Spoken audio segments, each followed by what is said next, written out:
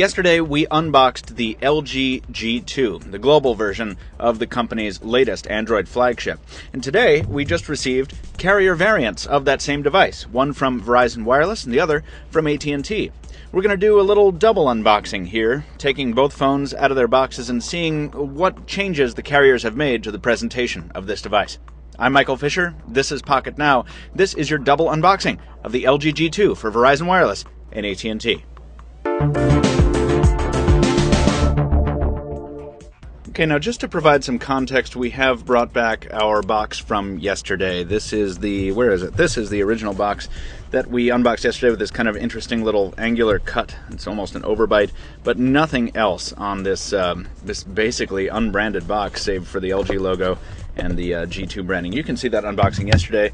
That leaves us with the two carrier versions here. AT&T Verizon Wireless will go by size. Verizon Wireless is still the largest carrier in the United States.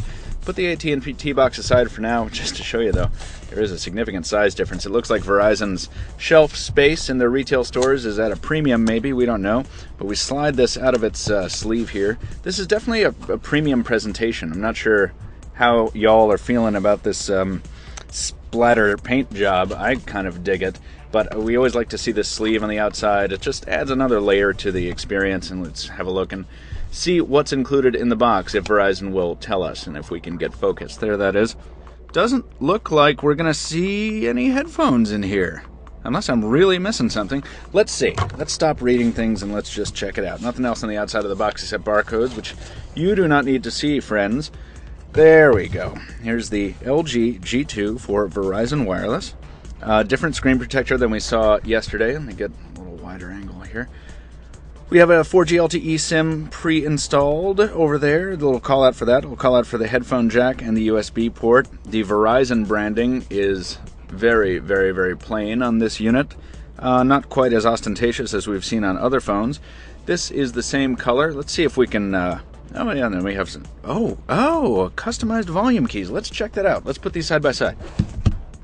So yeah, normally we do packaging first, but this volume key difference is so striking and has gotten me so maybe unreasonably excited that I wanted to check that out. So on the global edition here, you can see the keys are big. They are the keys we remember seeing in the New York City event. I mean, they're big. There's plenty of room for a finger there with a little raised power standby in the center with a ring light around it. Now these, and they're plastic.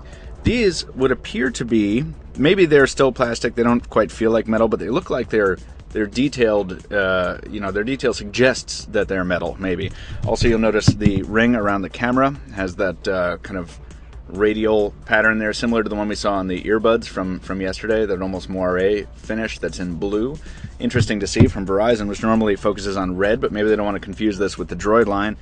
And finally, just a wide look at the detailing on the bodies of this unit. This is more like a denim finish, kind of a very, very subtle striped pattern, whereas Verizon has gone with a finish that is more honeycomb. It looks stippled, it looks textured, but it is not. And then of course there's the Verizon 4G LTE logos. And since we are big fans of removing plastic, let's go ahead and do that. Here we are, and quiet please. Not much stickiness on that one, but a beautiful unblemished display. And around back we have a handy pull tab for this. Taking that plastic off there, we can really see that honeycomb texture on this black variant of the Verizon LG G2. Let's see what the splash screen from the carrier has in store for us.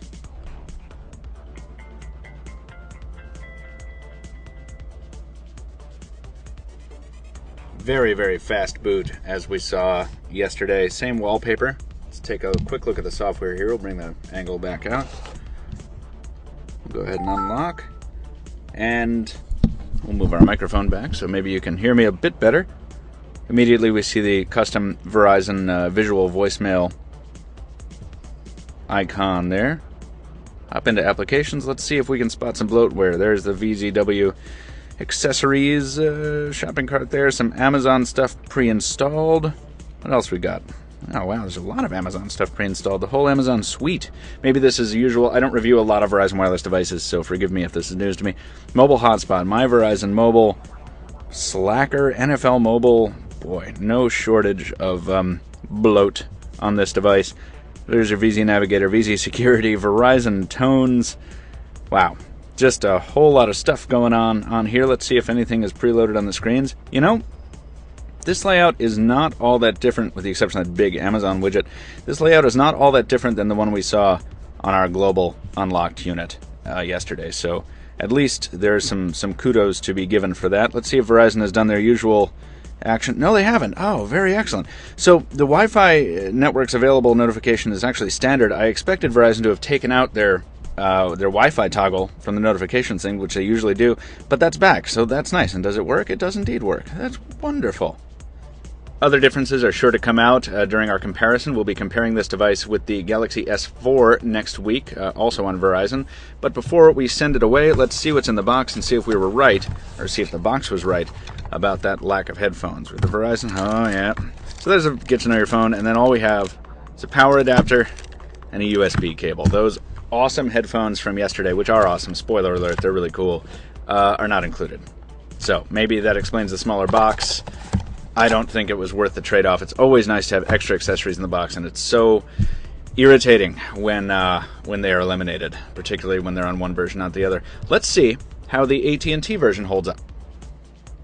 Now, we've had to use a much wider angle on the AT&T box because it is significantly larger, and just like any other modern AT&T box, well, there's just no getting around it. These are pretty ugly boxes. I really want AT&T to work on their presentation, but you know what? I say that every time, and nothing ever changes, so that's okay. We can move on from this and move on with our lives and check out the device. All right. Well, this is yuck. Okay, this protects the phone probably better than just sitting naked in the box, so I'm not going to come down on AT&T too hard for this. Let's pop the phone out and let's keep the order the same. Just took it out of frame for a second to take off the IMEI and SIM label, and here is the device. This is a much, much closer approximation of the global unlocked unit in terms of fit and finish. The buttons appear to be the same. The camera decoration, at least, still appears to be the same. I'm going to put the old unit aside. Oh, it looks like they've changed up the branding a bit, actually. So down here you can see these. There's the LG logo on the global unlocked one on my right hand. The AT&T one has removed that and just put G2 down below. So interesting. It's interesting to check out these little minor things. I know we're splitting hairs here, folks, but this is the kind of stuff that carriers do. Carriers decide they want to, change the look and feel of a device in the most minute way, and they can do that. LG did say that there were going to be variations on these, so shouldn't come as any surprise to us. I think we've gotten enough on the close sound effect on there, and I'll forget to put the mic back, so let's just peel this right off. Off that comes. That's very nice. It can wait, by the way. Texting and driving is not a fun time because you could get dead. Okay, so once again on the back we've got the global unit on the right hand side, the AT&T unit on the left.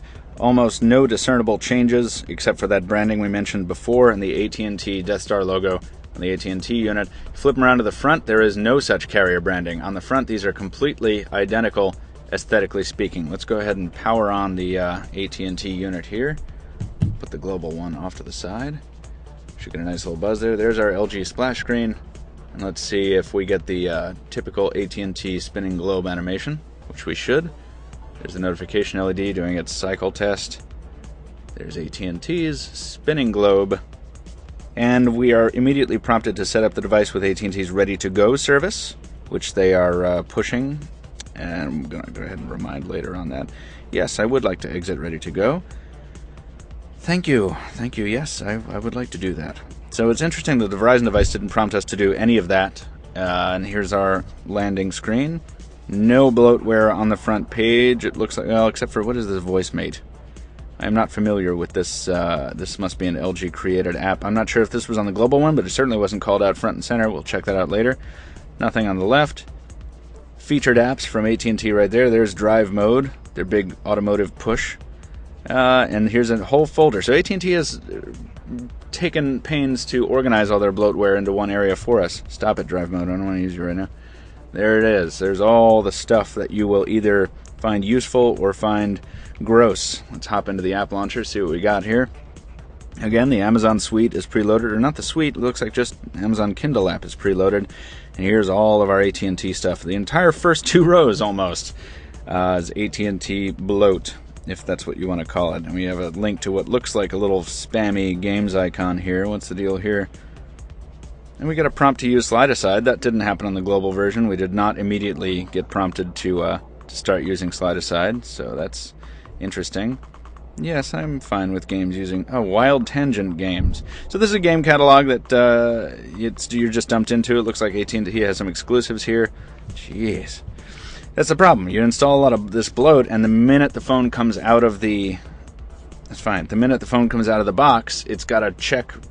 all these bloat apps have to check and see if they're the latest version and stuff. That happens with the Google apps, of course. That happens with all apps that are native, but the more apps you preload...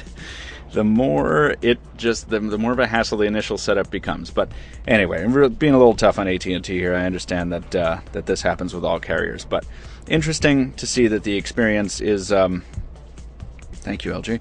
Interesting to see that the experience is roughly comparable. And there we are, folks, showing the notification shades this time around. These shouldn't be identical because these have all been customized somewhat differently, but AT&T, Verizon Wireless, and the global device, this is the one that I've had for about a day, so I've really customized that, but we can see Verizon has taken it upon itself to customize its notification shade a bit. Maybe it, too, was tired of a lot of the clutter. I have a bit more clutter on the global one here.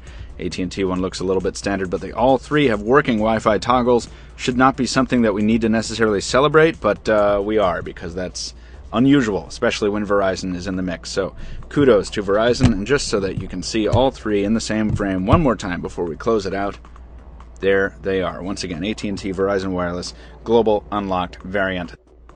But wait, as they say, there's more. Specifically, one more thing beyond the quick start guide. Will we find a USB adapter? Probably. A USB cable? Most definitely. Headphones? Let's see. There's our USB. There's our power adapter. Oh. Well, we got a SIM key, so at least there's that. And as I mentioned, folks, we are still in our review period on the LG G2. The carrier variants will be helping us in comparisons. We may not do a full review on each device, but we will definitely have a full review of the G2 up very soon. Stay tuned for that, and subscribe on YouTube so you don't miss it. Follow us on social media so you don't miss other content from Pocket Now. And be sure and toss us a like if you enjoyed the video, and leave a comment down below if you have something to say. Until next time, once again, this has been Michael Fisher with Pocket Now. Thank you for watching, and we'll see you soon.